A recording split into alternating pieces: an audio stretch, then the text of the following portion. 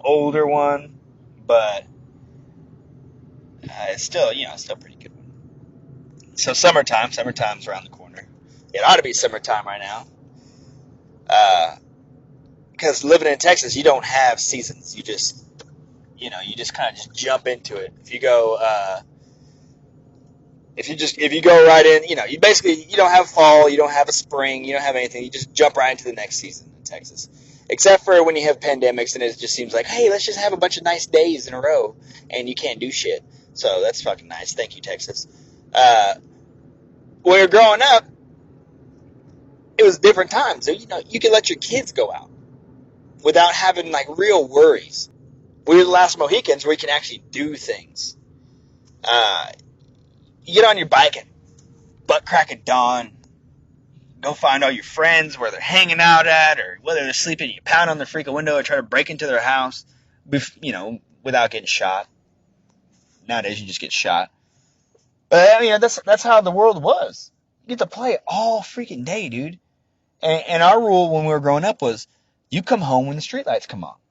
That was your rule. You don't have to, in summertime, you don't have to, but, during the school, you'd have to be home for dinner and all that stuff. But summertime, dude, you didn't eat breakfast. You might have ate some snacks at one of your buddies' house, and it wasn't like you'd always go to the same dude's house, because they would come to our house, or they would, we'd go to their house, or one of the friend's house, or whatever, and your parents' famous saying, "I'm not trying to feed the neighborhood." That was their saying.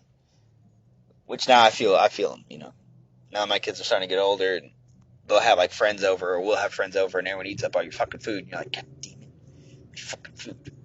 But yeah, that was kind of like our summer. We'd play baseball in the front yard. We'd play football, and it was, blistering hot, but we didn't care. We were always outside, or we'd be underneath the tree, or whatever we did. None of us really had pools. You'd always catch that friend every once in a while that had a pool, or you'd go to the public pool. The public pool was an adventure every time, because you never knew who was going to be there, and you never knew what character was going to be there. And I don't know, do they still have public pools? I know they have slides and all this. This was just a big old square with some diving boards on one side, and that was basically it. And then they literally had Adult Swim. Not Cartoon Network Adult Swim. Adult Swim, where you had to get out of the pool for an extended period of time. Wasn't long. And you would, you'd watch the Adult Swim. You're like, okay, they're not enjoying this. Can we get back in? That was our summers basically. Like, we didn't really go. We didn't go on vacations and stuff. Every once in a while you would, but summertime we played. So also when it came to summertime, you would also find ways to keep yourself busy, and half of that was walking around and riding your bikes. So whenever we get a bright idea, it's, hey, let's go to Walmart. All right, and that day we had that bright idea. Let's go to Walmart. Because in the location where Walmart was back then, it isn't now. It was pretty close to our house, probably a good 5-6 miles, but we had to cross railroad tracks to get there. Also a busy street, or a busy highway, really. So we're walking one day. We go to Walmart. We do our thing. I don't even know what we bought at Walmart. We didn't have money, so I know we didn't buy anything. We probably just farted around, played with the skateboards and the bikes and stuff like that. But on our way back, I see something over the railroad tracks, right? And it's like a haze. It's kind of like I don't know, like, you can see the heat off the car. You can see the heat. I could see the heat from the other side of the tracks, man. I was like, I told my brother, Redshift, and our friend, hey, let's go check it out. And so we run over there, right? And when we get there, it's a freaking fire, dude. It's a fire. And of course, Redshift's like, oh man, like, let's get out of here. So we started like walking around, like, oh, this is awesome. So we started walking, and as we're walking towards home, the fire truck's there, the police are there, and all these neighbors are there, and Redshift starts panicking. He starts getting the panic on. Uh-oh. And sure enough, we get questioned. Did you boys start that fire? No, sir, hell no, it wasn't us, no. And you just see a bunch of little kids getting nervous and scared, right? I mean, it looks like we lit this fire on. Hey, we didn't light the fire. It's just like a little grass fire behind some houses. Could have been dangerous. Wasn't It wasn't a small fire, I guess, but it wasn't like a humongous raging fire. I mean, it was probably a good like 20 foot by 10 foot square on fire. We're just watching this thing burn. So we started getting questioned, man. And at that time, because he told me, Red Chef told me, it's not a good idea. We shouldn't go over there. Started playing in my mind. I said, oh hell, we're going to jail, right? We're going to jail. We're going down. But we didn't. We scurried off pretty quick before any more questions and allegations were thrown our way. Back then, nobody had cell phones, nobody had anything like that. If they saw you around that shit, you did it. Regardless if you did it or not, your ass did it. So we just took off running, got out of there. Kind of staying on the subject of being, younger.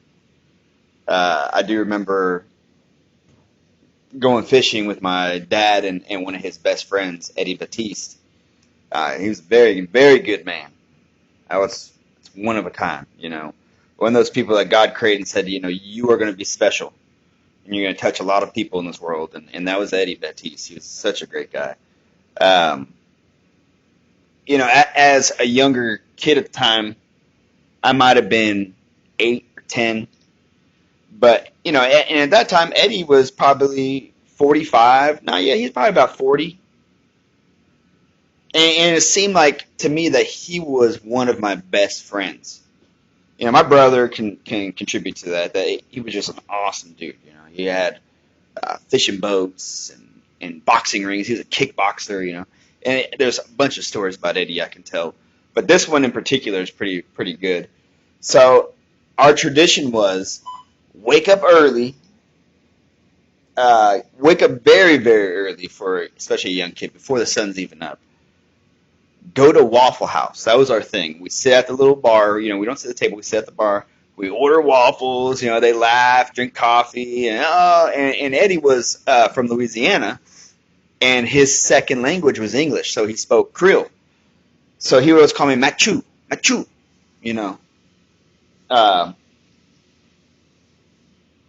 just an awesome dude. Hard to understand sometimes, but after you hung out with him for so long, you kind of just... You knew what he was talking about.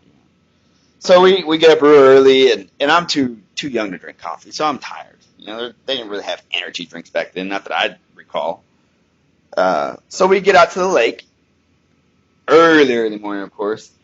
We're getting all the boat launched. I got my life jacket on. I'm sitting in the boat. Dad's over there getting my pole ready for me, all that stuff. We launch the boat. We're taking off. Eddie knows these spots because, he's an avid fisherman. He would take Christmas trees every year, drive by, and this is back when people actually bought Christmas trees. I feel like that's kind of a thing that fell out of rotation. I don't know. But we would go by every year during Christmas, pick up the Christmas trees, and he would stockpile them in his backyard. And when it came fishing season, or non-fishing season, I guess the off-season, he would take these Christmas trees to his spots and put them in a big circle. That way he had a crappie ring. And he knew exactly where the crappie were going to be. And he was a crappie fisher. So we went out to one of his crappie rings. And where it was kind of in this cut. Not a very active place for people to go to because you needed a smaller boat to get back there. And I mean, literally snakes would be falling out of the trees in the boat because it's so back there, And the guy had it all planned out. So we get there, and it's kind of like a low... It's a drought kind of, a lower lake. So you see a lot of tree stumps. And I remember I was just so tired. But they had me fishing at the front of the boat because I had more room up there and all that stuff. So I was fishing and I started slowly sinking. Then I sat down. Then I laid down. And then I passed out on the front of the boat. And just straight up passed out. I was sprawled out, had my fishing pole in my hand. And I remember my dad and Eddie messing with me and they would take the pole and wiggle it real quick and I would wake up and kind of check to see if there's anything, they'd laugh. So I'm sleeping away at this point. They'd leave me alone. My dad's like, well, hell, I'm going to go fish on the front of the boat. So he goes and to step over me. But, at this point, it's kind of still dark, but light's coming out. He goes to step over me and almost steps on me. So he tries to, not step on me, basically. Falls in the freaking water, hits his back on a stump, right? But the whole time he's doing this, I'm asleep. And Eddie's cracking up laughing, and he gets stuck on my pole. Like, he gets hooked up on one of my, I guess either my hook or whatever it was, but he hits my pole. And so I wake up just a tiny, tiny bit to see if my pole's, and I see my dad in the water, like face to face with me. And I just, oh, hi, Dad, and went back to sleep. And he was hurting, man. He hit that stump. He had a big old bruise on his back. He was hooked up on my pole, and I still was sleeping the whole time. Eddie had to help him in the boat, and my dad's in pain, and Eddie was laughing, and I had no idea what's going on because I was still sleeping. And I woke up, and he's like, "Hey, what'd you catch today?" I was like, "I don't know. I don't remember." He's like, "You don't remember me falling in the water?" I was like, "Not at all, dude." That was pretty good. Good times, man. Here's a pretty good story. Back when it snowed in Texas, which feels like forever ago, me and my very, very good friend, Alec, decided, like, yo, we gotta do something this winter. And it wasn't like a little bit of snow. It was a lot of snow for Texas. Let me repeat that. For Texas. So like an inch and a half. So we thought, we're like, man, we gotta make like the biggest snowman in the world. Right? We're young, we can do this. So we started building the snowman up, and we get to the point where it's like we make this giant base. And it's humongous, it's heavy, right? I mean, it's getting to the point where we're rolling it and it's just like sucking up grass. It's just getting so much, it's getting heavy. And so, okay, that's a good enough base. Let's make another one about the same size and put on top, and obviously it's how you stack a snowman. So we do the next one. And it's humongous, dude. I mean, probably about the same size as the first one, just covered in grass also, and they had like nice thick Bermuda. His dad was all about good grass, saying like they had like the actual lawnmowers that you would cut a putting green with. And now I'm not talking like, oh yeah, that's how it was back in the day. No, this shit was like legitimate. This shit could have cut PGA Tour grass. It's like kind of lawnmower it was. Anyways, enough about the grass. We go to pick up the midsection of the snowman and we cannot get it up. I said, shit. What are we gonna do? Not only are these two snowman parts of the snowman are too heavy, they're covered in grass. Sounds like we got a hairy freaking snowman. So what do we do? What's a 14-year-old kid's first thought? What are their first thoughts? Hairy snowballs. What can we make with hairy snowballs? Bing! A light bulb. Let's make a Civil War cannon, aka a big old raging dick. So we form the shaft.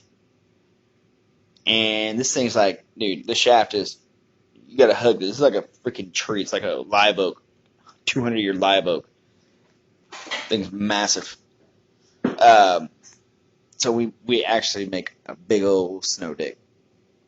And the balls have grass on it, which look like hair. We make a mushroom head. And this thing is also leaning, it's leaning. It's lifelike, it's leaning.